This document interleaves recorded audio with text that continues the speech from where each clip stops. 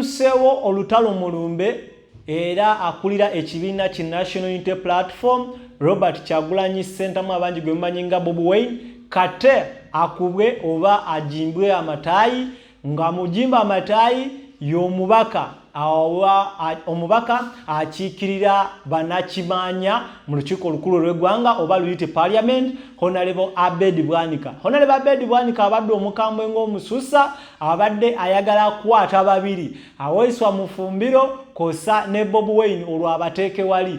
Ki ekirese embeera eno ye byonna bibaddewa byenkuleetedde ku Mukutu Vic Exclusive. Agange nze wansaliko egyo tukwebaza okubeera nga wasubscribinga ku Mukutu atana bakubeera nga wasubscribinga nga man subscribe akadako nyamo kanzire mu kigampa sonzo kantere mu all kigenda kuyambako okubeera nga ofuna notifications embozi zaffe zonna ze tuwataddeyo ate mukadde. Video egimpereka like ogiwaka like oba ogiwadde omuliro okutuuka ne koyina gwetana bakubanga ate etuukako.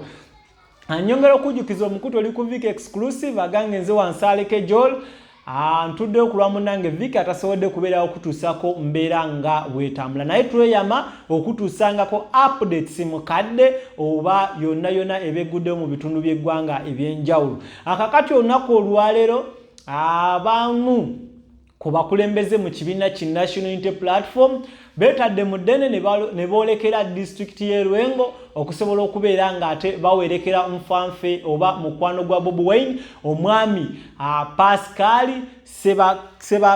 Sebakamba ono abadde awangaya mu ggwanga lya Bungereza gye yafiiridde era ngasobola okubeera nga bagenda olunaku olwaleero okuziika. Wabula wabaddewo katemba atali musasulire omubaka wakimanya amanyikiddwa nga Honorable Abed Bwanika wakuta akazindaalo ate emundu n'agitunuza mu bannanupu banne oba banne bava mu kibiina ki National Unity Platform.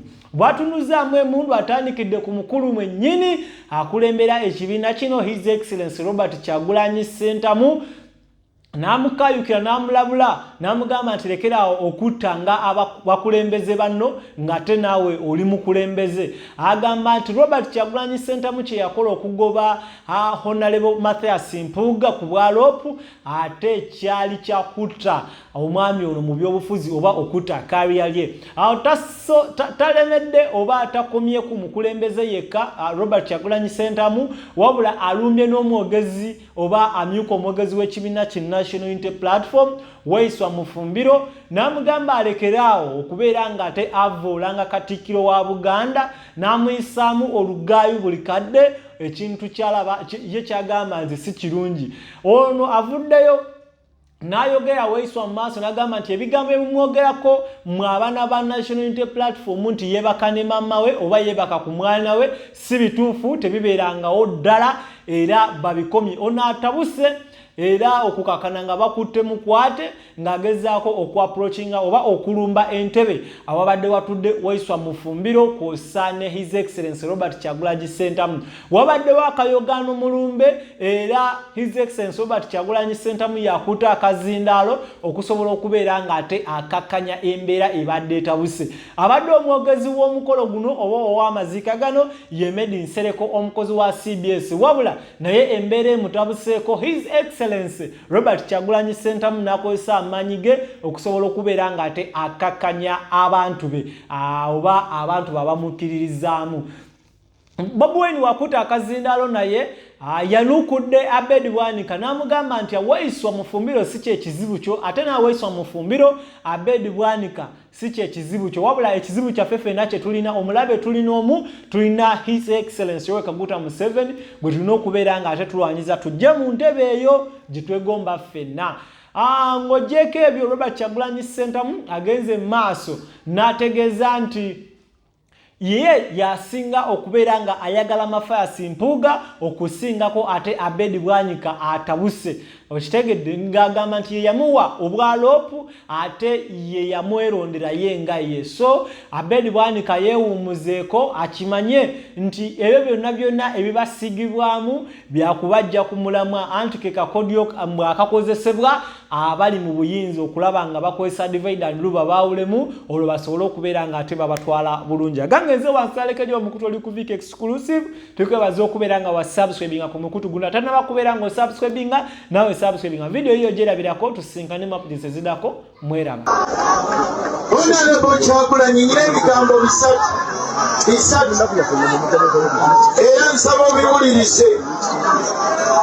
Mukulu mufumbira ng'otunuulidde bw'asaba nga tukola politics ono bwe tugamba struggle mulekeraawo okutuvuma n'okuvuma abakulembeze baffe.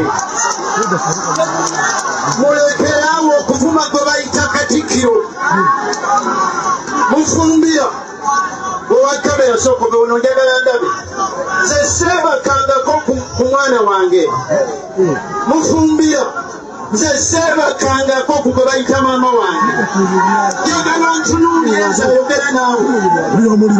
Njagala ontunuulire Mukulu Kyagulanyi. I have never done that. Abo abaana abatuvuma baana bo. Abo abaana abatuvuma Kyagulanyi baana bo. Ayagala yenna okunzigyawo wano osobola okikola. Ekyokubiri Mukulu Kyagulanyi lekerawo okutta abakulembeze ono Masayasi Mpuuga mukulembeze nga naawe n'oli omukulembeze.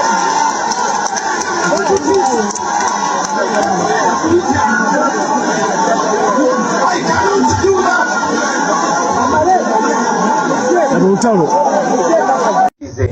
Netonde kuwa muganda waffe Abedi Bwanika engeri yeyisiza wano kiri nnyo tekifaananya bulungi.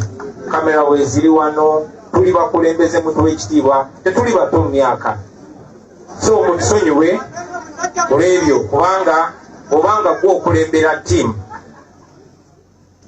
obanga gwokulembera ekibiina. Nze ali wano nze president wa National Unity Platform era bonna nze nabatwala mu parliament.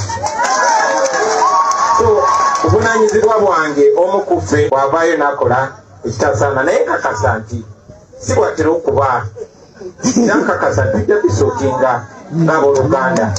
Nsaba nammwe ekiseera ekituufu mumusaasiranga temusooka munyiigira mu understanding. Buli nsonga bw'ogiraba n'amaaso ag'ekisa tojja kusooka kunyiiga, ojja kusooka kyandastandinga. Dr. Bedi nsonyiwa nkuddingana naye munnange nze okusinga okwagala Honorable Mpuuga yenze namulonda okubeera deputy president.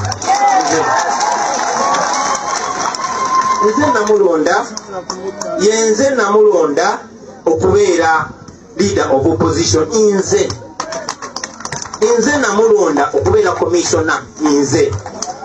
Naawe nze nakulonda mukadde wange. So bino sibikola mu bukyayi bannange. Nyinza obutakkaanya nammwe naye tutunulire kinene ekitusinga kuba kino kye tukiikirira kinene. Baganda bange njagala obbetondera bwe mba byenkola bibanyiiza naye nyongera obbayo beetondera kuba sigenda kulekeraawo.